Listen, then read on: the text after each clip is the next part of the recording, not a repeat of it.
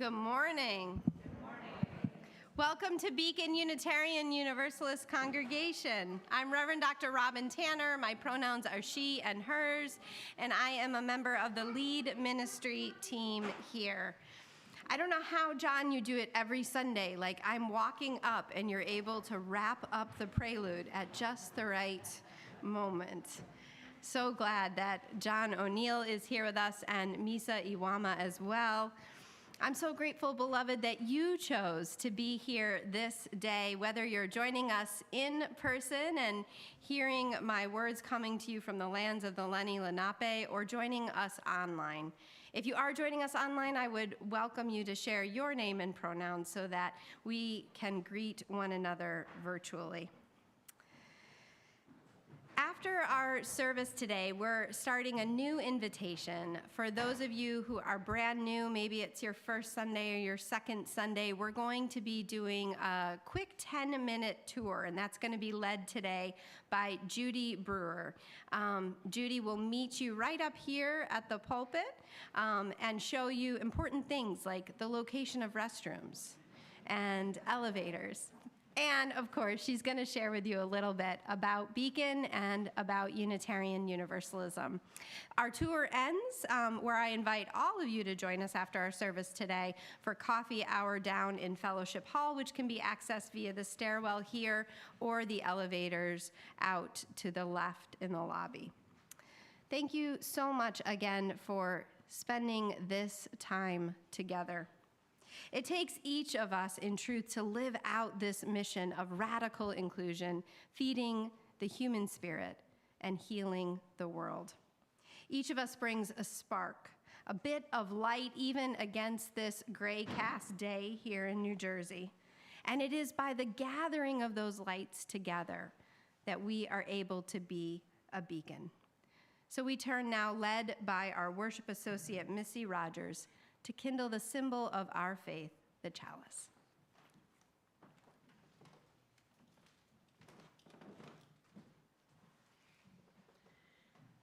Come now, the spirit of ancient ones who had the daily courage to keep living, so that generations from now we would be here, living dreams not even gasped at for so many of our heroes and sages.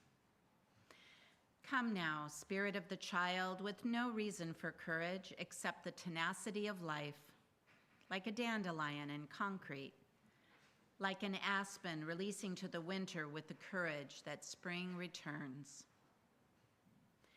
Come now, fires of the present moment, the ordinary, extraordinary, animating our days and dancing like flames in our dreams. Come now, courageous companions. It is time to gather round this fire once more.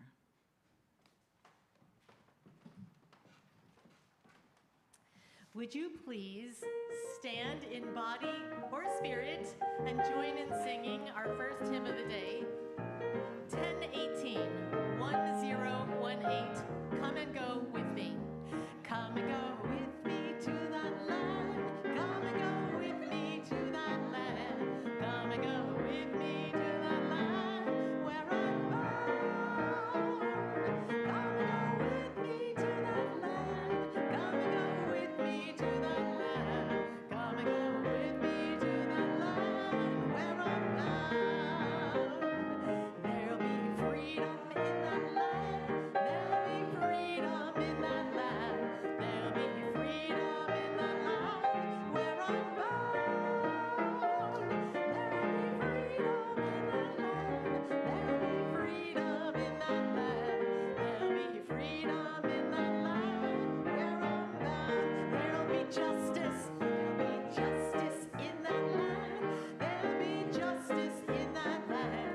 There'll be justice in that land where I'm bound. There'll be justice in that land. There'll be justice in that land. There'll be justice in that land where I'm bound. There'll be singing. There'll be singing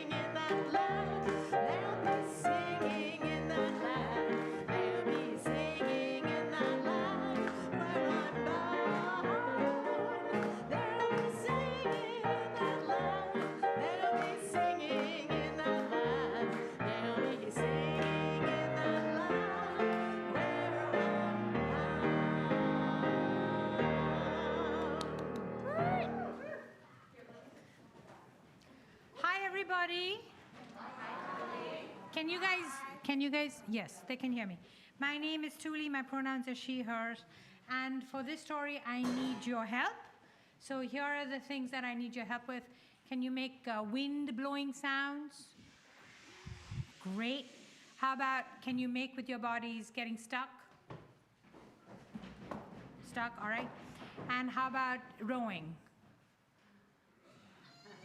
Forwards, backwards? Which way do you row? When you want your boat to go forwards, you go backwards? You go backwards, right? And the boat goes forward? Not a very nautical group.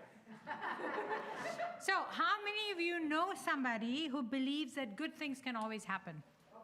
Oh, here we go. All right. Even when things look uncertain, they hold on to the hope that everything will ultimately turn out okay. Our story this morning is about somebody like that, a guy named Thomas Potter, who believed that even in his tiny portion right here in New Jersey, a town called Good Luck, amazing, right?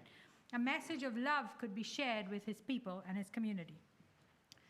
Thomas had a farm on the shore, on lands that were originally and still belonged to the Lenni Lenape. Thomas was illiterate. Illiterate means that he didn't know how to read and write. He couldn't read newspapers, he couldn't read religious books, and so he was dependent on hearing what other people said.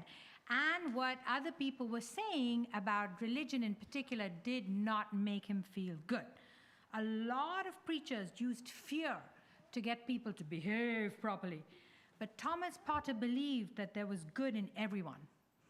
Thomas Potter had grown up a Quaker, a religion that believes that there's a little bit of God or love in everyone. Thomas Potter wanted to share this message with his friends and neighbors, and he believed that he could make it happen if he built a little church, just like this, but littler, without the balcony, and so people could hear it. So in 1760, my math people, how many years ago was that? Lots, but give me a number. 1760. 200 and? Very nice, thank you very much. He completed building a tiny one-room chapel on his property with courage, board by board, nail by nail. From the sandy shores of marshy land, he carefully and slowly built a chapel. But there was no minister to preach this grand message of love that he thought about. And so year after year, he waited for the right kind of person to show up. It must have been so frustrating waiting and waiting. I wonder if he shouted his frustration to the skies or kicked the chapel when he went around trying to weed around it. What do you all do when you're frustrated? This is a scream. Somebody screams. What else do you do? What was that? Slam a door. Yes. Throw a plate. Really, Robin? Throw a plate, my goodness. So throwing a plate is very satisfying, except when you're the one who has to clean it up after, right? Then it's not quite so satisfying. If there's somebody behind you doing it, then it's okay. All right, so for 10 long years, Thomas Potter waited. He had the courage to wait. When he wrung his clothes out, why would he need to wring his clothes out? They were wet, yes. There was no washing machine 262 years ago, right? No washing machine, so he had to wring his clothes out. When he kicked the bed covers off, when he put on his house slippers, he waited with courage. And then in 1770, how many years? 252. Yes, 10 years since 1760. Thank you so much. A ship got stuck. Stuck, people. Got stuck on a sandbar near Potter's Chapel. On the ship was a minister named John Murray. Reverend Murray was a Universalist minister, and he believed that God was too good to scare us into doing the right thing. He believed that God is love, and that since each one of us has a little God in us, we are love too. But John Murray had had a hard time. His wife and son had died. He'd gotten into a lot of debt. That means he owed lots of money. And he had basically given up on religion, especially Universalism. So the boat gotten stuck, right? Stuck. The captain of the boat needed somebody to go ashore for supplies. Who volunteered? John Murray. He rowed boat to get his supplies. And when he got to shore, a hand reached out to help him up out of the dinghy. By the way, the ship that he had sailed on was called the Hand in Hand, and here was a hand helping him out to shore. All right. That was Thomas Potter. They got to talking. And as Potter helped him with supplies, Potter realized that Murray was the one he had been waiting for. Potter the farmer begged Murray the preacher to speak in his chapel, since it was exactly the kind of message he wanted to hear, that he'd been longing to hear for so long.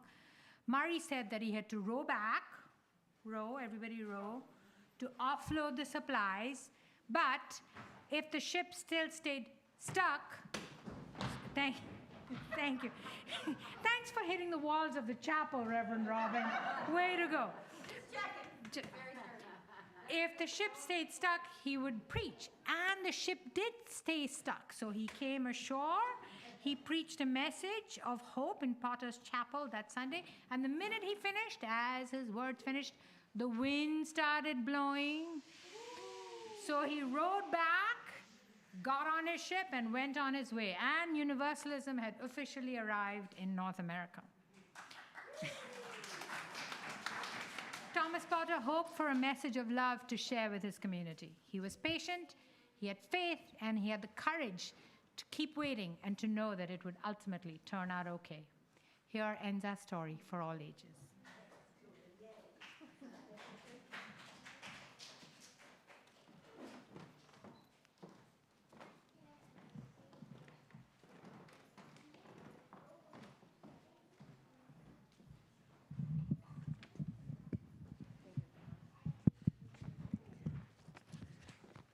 Good morning. It is on. Okay. Good morning. My name is Kathy Menendez, she, hers, and I'm a chaplain here at Beacon. Chaplains extend the spiritual care of our community, and one ritual of spiritual care is our community candle lighting. Together, we light candles of joy, of sorrow, and of gratitude. This morning, we light candles of joy for the cool, crisp air of fall, the first day of kindergarten, football, marching band, choir rehearsals starting up again, and all the way this season ushers in a new year. A candle of sorrow for Warren Story's sister Holly Gertz, who passed away today. This week? Yesterday. Another candle of sorrow for the folks in Florida experiencing devastating impacts from Hurricane Ian. For those in Puerto Rico and Honduras recovering from horrendous flooding. And Jackson, Mississippi, still without drinkable water. And finally, a candle of gratitude for the workers and the volunteers responding to all these emergencies. For this and for so much more, we invite you to come forward now to light a candle here in our sanctuary or in your home or wherever you may be.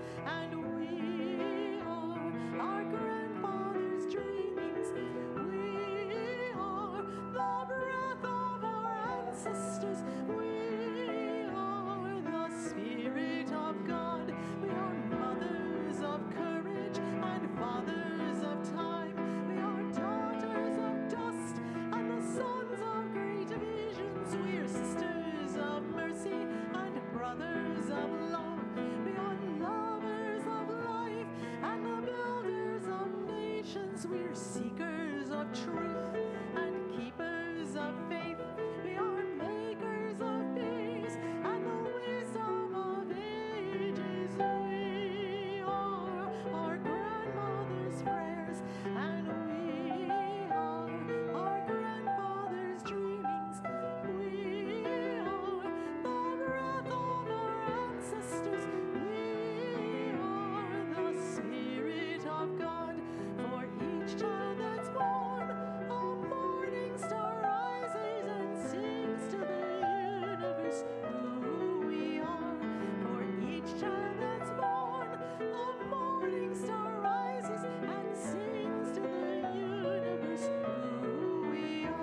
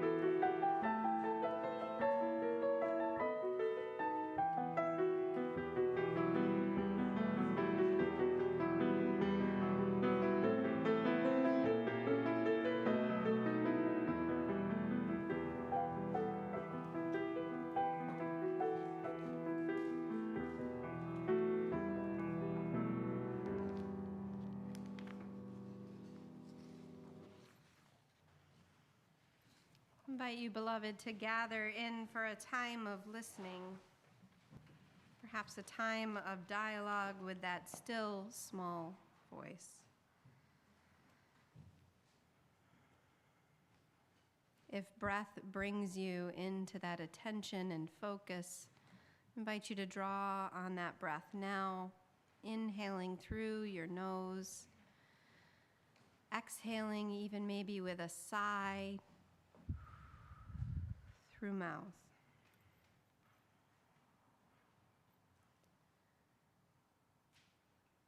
For the love that goes beneath all life and through life, our source and return.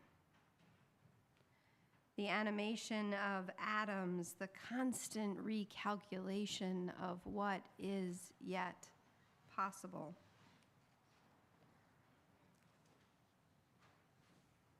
For all that is good in our lives, the daily doses of kindness, the way the coffee or tea is warmed and welcoming. The smile of a stranger. The crisp breeze that invites us to shift, to change as Earth herself. The laughter of children returning to school. My goodness, the presence of one another here, physically, in this place. Daily blessings of music, the notes still dancing in our hearts. What blessing, what kindness, what mercy has touched your life this week?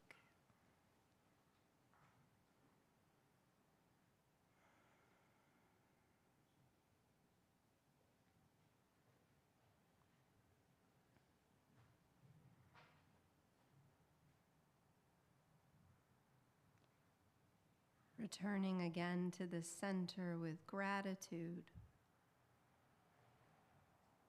in these days of awe.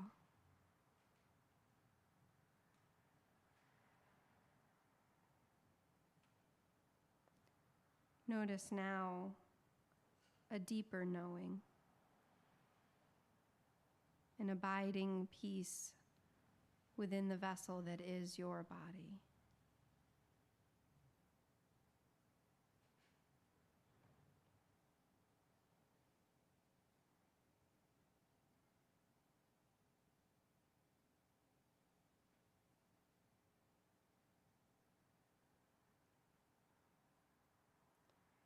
Holding here too, in the midst of great joy and gratitude, losses. Worry for siblings caught in the storm, repairing and reconstructing lives from the rubble.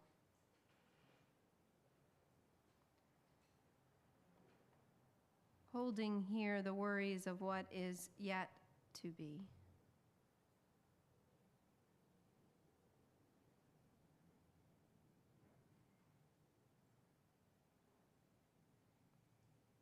Find comfort now in this connection.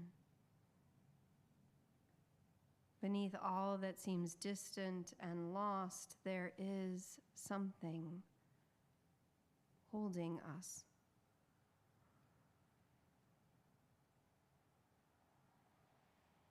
Rest with one more breath in that love.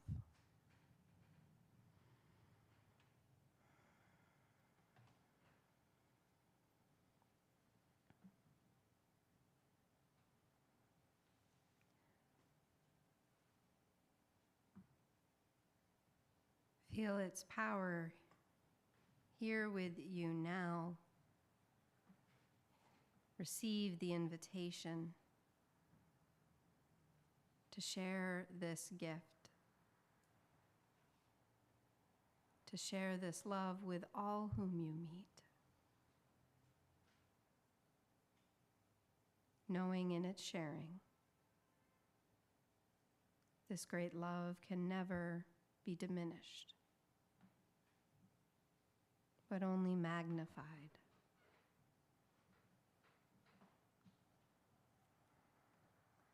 Return again, beloved. Return again to the awareness of one another, bringing this love, this connection here with you. Amen. Blessed be.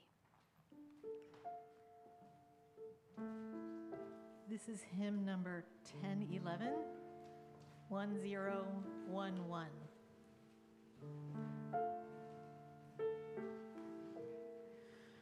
Return again, return again, return to the home of your soul. Return again, return again, return to the home of your soul. Return to who you are, return to what you are, return to where you are born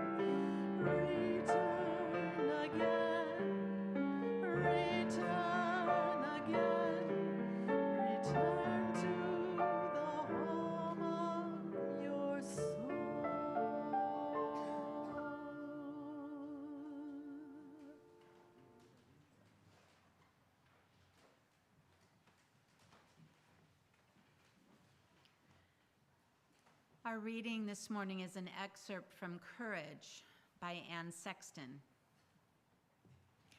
It is in the small things we see it. The child's first step, as awesome as an earthquake. The first time you rode a bike wallowing up the sidewalk. Later, if you faced the death of bombs and bullets, you did not do it with a banner. You did it with only a hat to cover your heart. If your buddy saved you and died himself in so doing, then his courage was not courage, it was love. Love as simple as shaving soap. Later, if you have endured a great despair, then you did it alone, getting a transfusion from the fire, picking the scabs off your heart, then wringing it out like a sock. Next, my kinsman, you powdered your sorrow. You gave it a back rub, and then you covered it with a blanket. And after it had slept a while, it woke to the wings of the roses and was transformed. Later, when you face old age and its natural consequence, your courage will still be shown in the little ways. Each spring will be a sword you'll sharpen. Those you love will live in a fever of love, and you'll bargain with the calendar at the last moment when death opens the back door, and you'll put on your carpet slippers and stride out. Here ends our reading.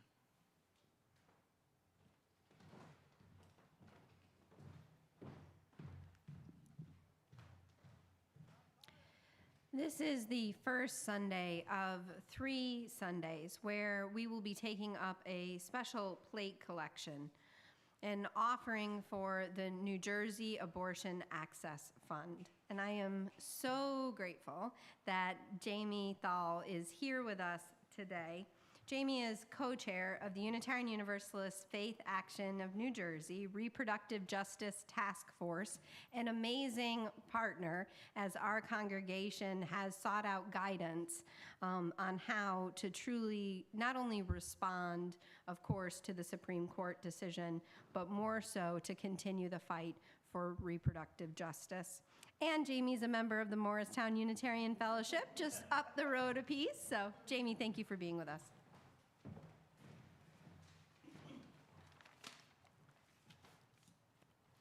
I am really so pleased to be here with you today. My name's Jamie Thal, she, her pronouns, and thanks again for that very gracious introduction. Really, I'm here today to ask you to be courageous and to share some love.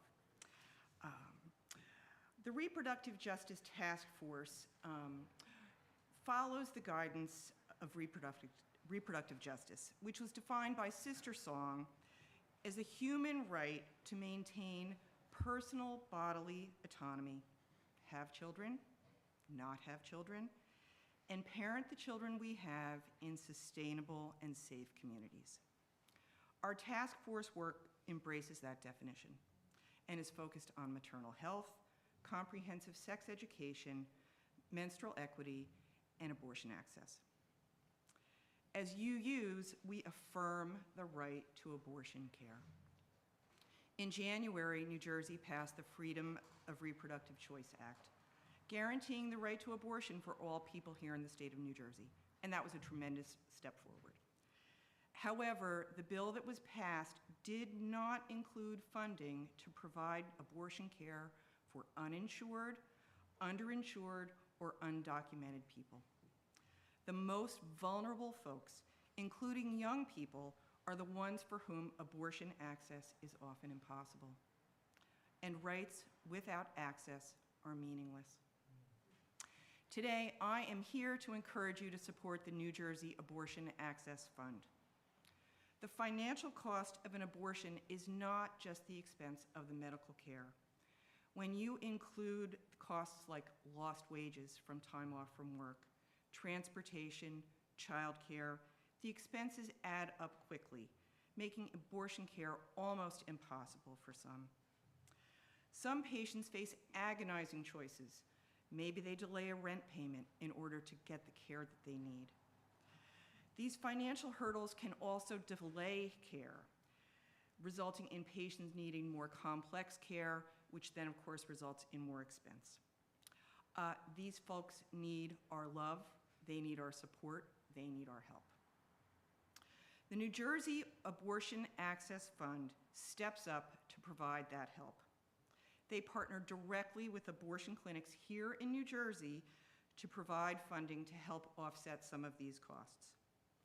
The assistance the fund provides makes care possible for people who do not have the means to exercise their right to choose. New Jersey Abortion Access Care Fund is volunteer-run, so all funds donated go directly to support patients.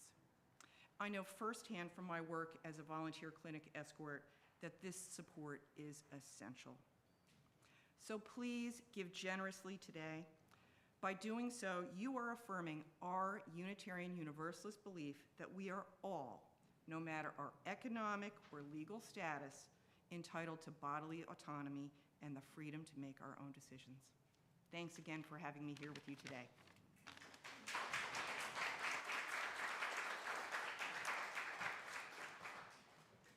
Our morning offering will now be most gratefully received. Thank you so much for your generosity.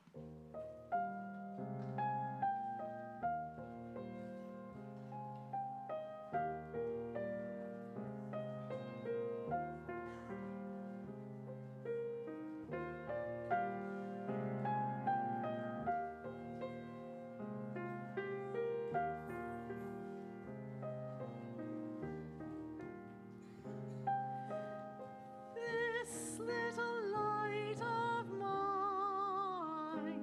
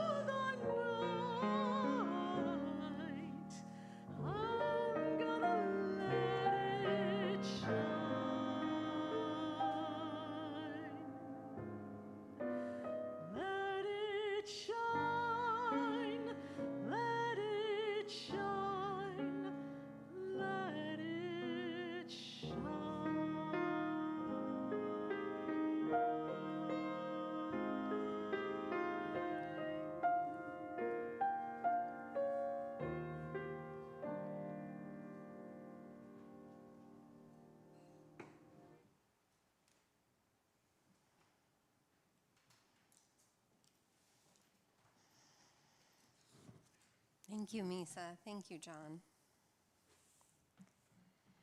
So I have to tell you, friends, every time we tell the story of Thomas Potter and John Murray, the fish gets a little bit bigger.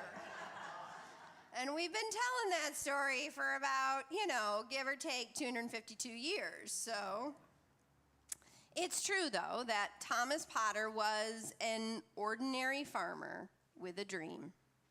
A dream that Universalism could be brought to his community and far beyond the shores of New Jersey. Now, what makes it particularly remarkable is the time in which and the dominant messages that surrounded Thomas Potter. You may recall it was the generation who had been raised up on sinners in the hands of an angry God, that sermon delivered by Jonathan Edwards in 1741.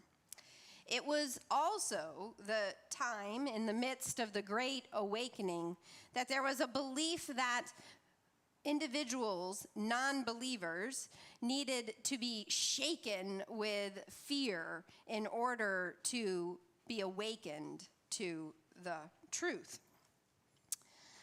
It was also the time of a strict Calvinism that believed God had already predestined humanity to heaven or hell. Imagine your entire life being pointless, preordained by an aloof and an uncaring God. Those were the dominant choices: angry God or aloof God. Yay!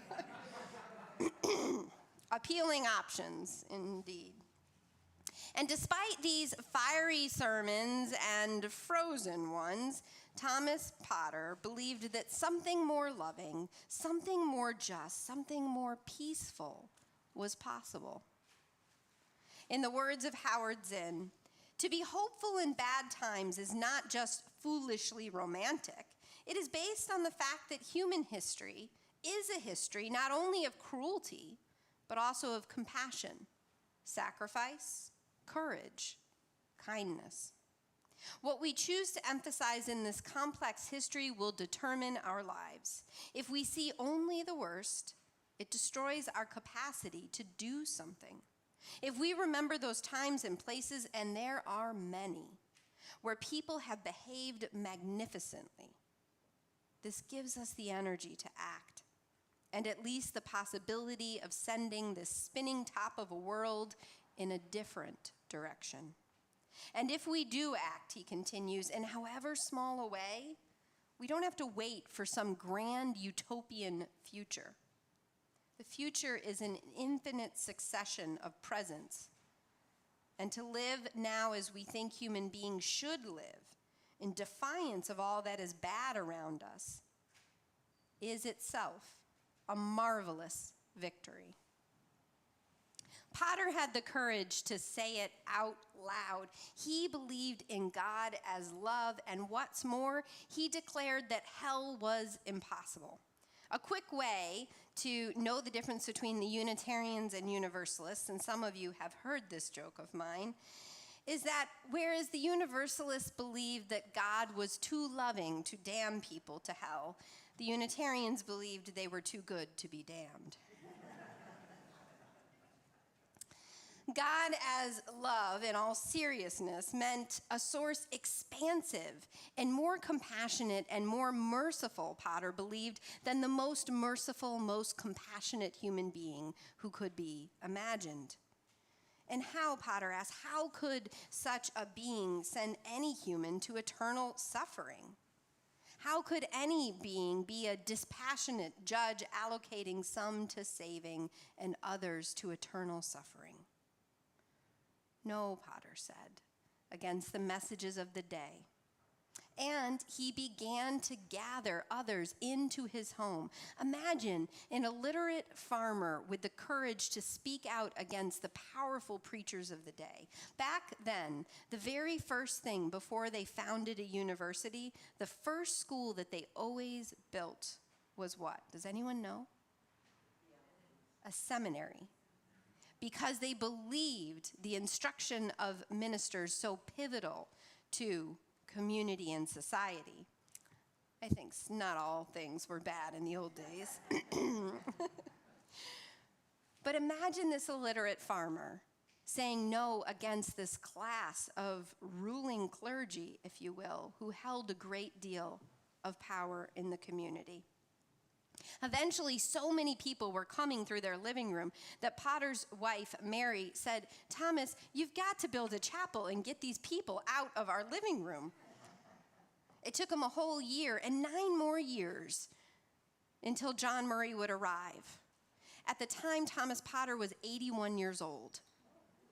He'd spent his whole life waiting for this moment, and this man comes ashore and says he's a Universalist preacher who has promised to never preach again.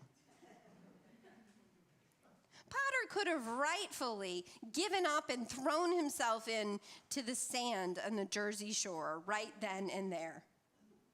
But he didn't. He persisted and struck a bargain, and sure enough, the winds were in his favor.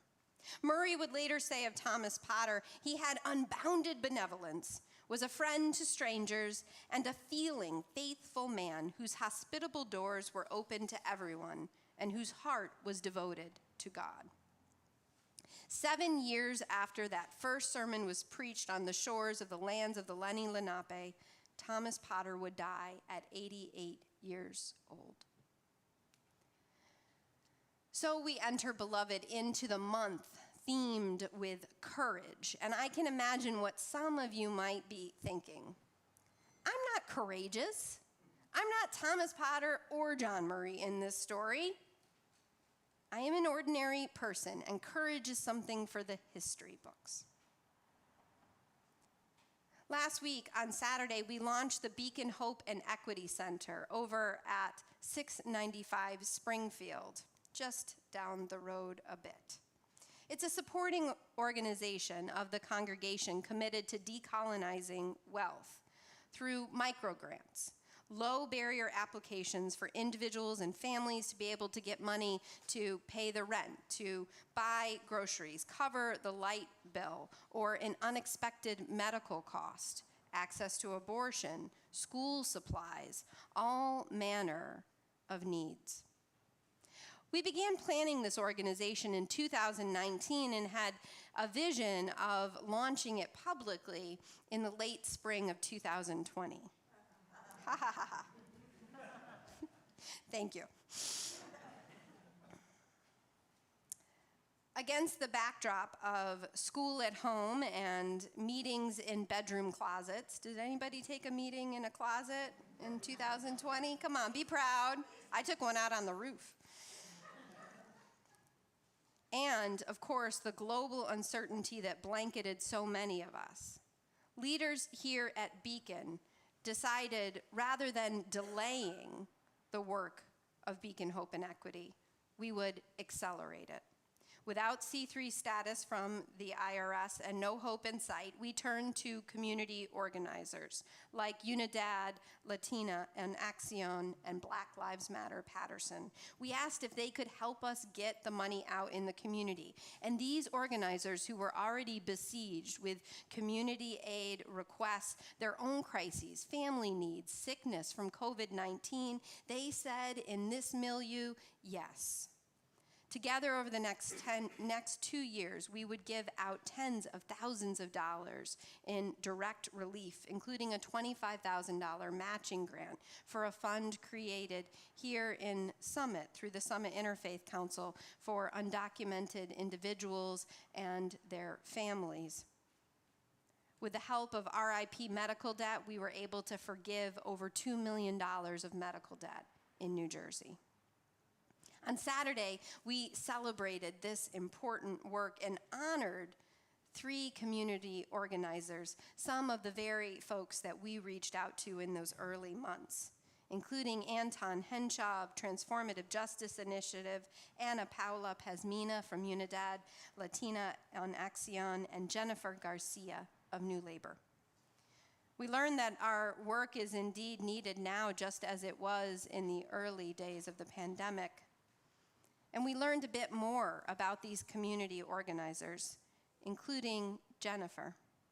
Jennifer told us how she got engaged in community organizing after her dad was injured at work and there was no workplace protection, no safety net or support for him and his family. She started organizing, just finding folks through networks and friends and family who wanted to change that situation for so many workers. She began organizing with domestic workers and is now leading the charge for the Domestic Workers Protection Bill here in New Jersey. Ordinary, extraordinary people who gathered together and said against the messages of hate and despair, against the tides of all that was unknown, took phone call to phone call, even in a bedroom closet, and created safety nets where there were none. Courage, beloved. Courage is cultivated in community. Every gathering that Thomas Potter had in his living room gave him a little bit more courage, I believe. Jennifer met other organizers and domestic workers who said no to life as it is. Called by her father's story, she kept looking and demanding until the community she knew could be rose up, demanding change. Ordinary courage, magnified by shared commitment, is indeed the only kind of courage that has ever transformed injustice to justice and pain, despair, into hope. We tell these stories of single, solitary heroes, but when you go beneath that mirage, the truth is a community cultivated courage. The truth is a community organized in ordinary, extraordinary ways. I think of the courage now of those traveling miles and miles to access abortion, or of those doctors and nurses in states where it is now illegal trying to make pathways for access, of those who make the care packages, the donations, the flight arrangements, who escort individuals at the clinics. There's nothing superhuman. As much as I'd like to make Jamie, who was with us, superhuman, she is in fact very human. It is our very real humanity instead that makes the ordinary extraordinary possible. On the anniversary of John Murray's arrival, my colleague, Reverend Lynn Unger, wrote a beautiful poem entitled Moderation. She writes, "Finally, the first sweet September rain, already the lawn is showing signs of green and the air has relaxed. Across the country, the hurricane is still plowing a path of destruction. Whole towns underwater, a year's worth of rain in a day. The older I get, the more I cherish old-fashioned values, temperance, prudence, humility. We've seen what extreme and magnificent and huge can get us.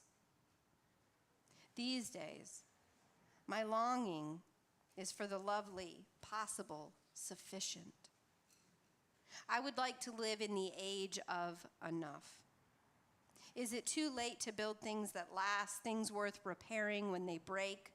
Is it worth rebuilding Florida when the sea is already crowding in? They'll find a way to go on, because that is what the living do. At this point, we're all starting over, building from the rubble of our expectations. What if the vision were not spires of gold, but the contentment of a ginger cat curled and glowing in the sun? I'm startled and called by that line. At this point, we're all starting over, building from the rubble of our expectations. I've spent a lot of the last few weeks in the wake of the Supreme Court decision thinking about my friend Nancy. We were in upstate New York several decades ago when Nancy found out that she was pregnant. She was in an abusive, a dangerous relationship that she was desperately trying to get out of, and the thought of bringing a child into that dynamic was impossible. At the time in upstate New York, there were daily threats to the clinics. Escorts lined all of the clinics, as well as police. There had been a bombing in one. A doctor had been murdered in another. It was against this backdrop that Nancy asked me to companion her in order to access an abortion. And what I remember most of that experience of walking with her into that clinic and of sitting with her after the procedure was done and then driving her home and staying with her was the courage, this ordinary courage, the courage of the escort who took Nancy's hand against the spewing and the shouting of all of the protesters gathered against the horror of their signs, made eye contact with Nancy and reassured her, brought her in with safety. The ordinary courage of the doctor and the nurses who were under constant threat for their lives and the lives of their family members. The ordinary, extraordinary courage of Nancy, who in the midst of a terrible set of facts could yet imagine a future beyond her present. Nancy would go on to graduate college and then graduate from a master's program and then a doctoral program, go on to a successful career, go on to lead in a field now, go on to have 2 children, go on to lead a happy life. A life that without access to an abortion would not have been possible. You know, recovering in this pandemic, I can no longer preach the big flash sermons about being a superhero. Just feels a little disingenuous these days. But I've witnessed something more powerful in this time.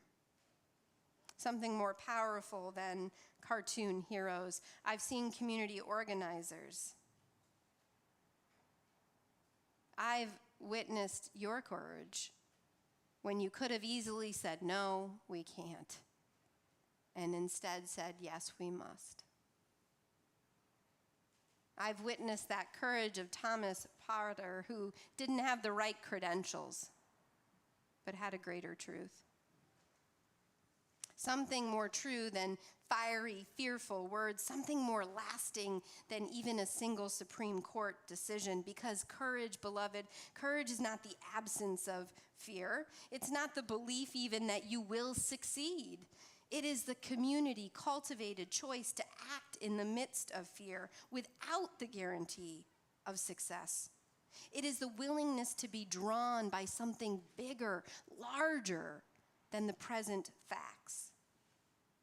And so I invite you to join me now in that kind of ordinary, extraordinary courage.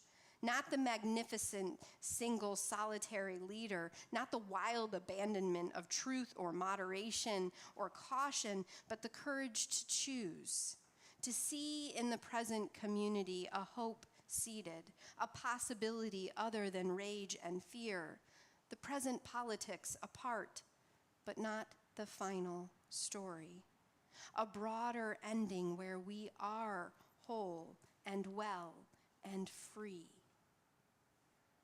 To cull from the disaster of a ship stuck on the shores of New Jersey, a whole religion and a renewed way to be human, here, now. Courage, friends. Take courage. Ordinary, extraordinary courage. And together we will do something that alone is impossible. We just might yet heal this world. Blessed may you be with that courage. Blessed may we all be. Amen.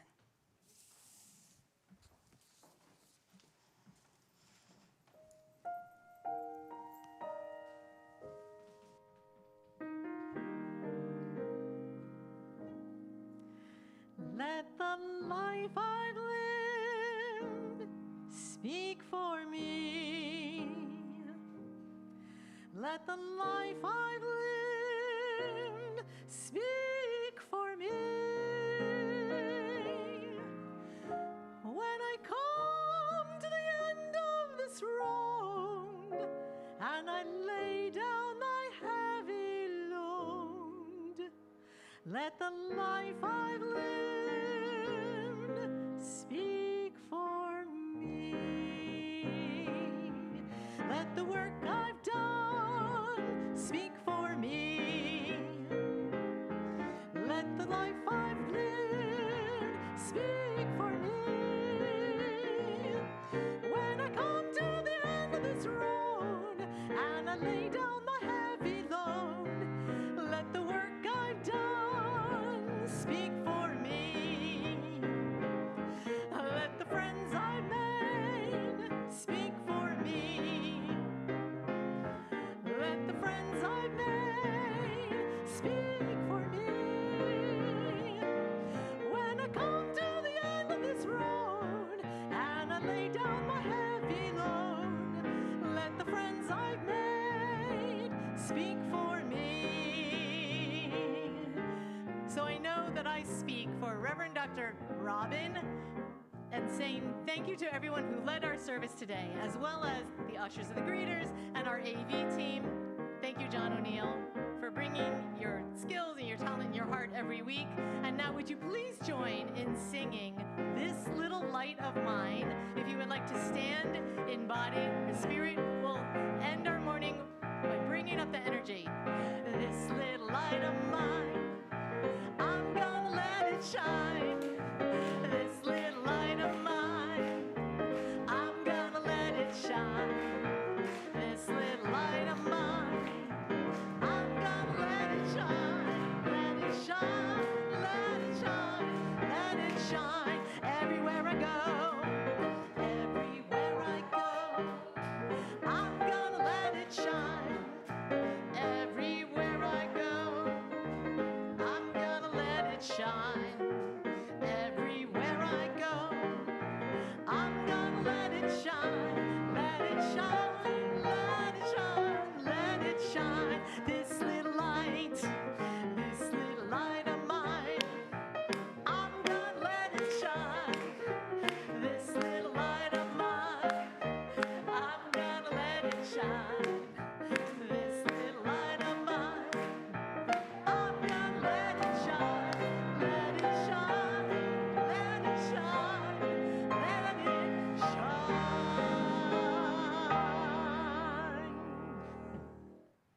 Invite you to take hands as you are able and willing, or perhaps place hands on shoulders. Take a moment to look around this room, and those of us joining us online, I invite you to look into my eyes and see that light reflected. Make it awkward. Stare a little longer.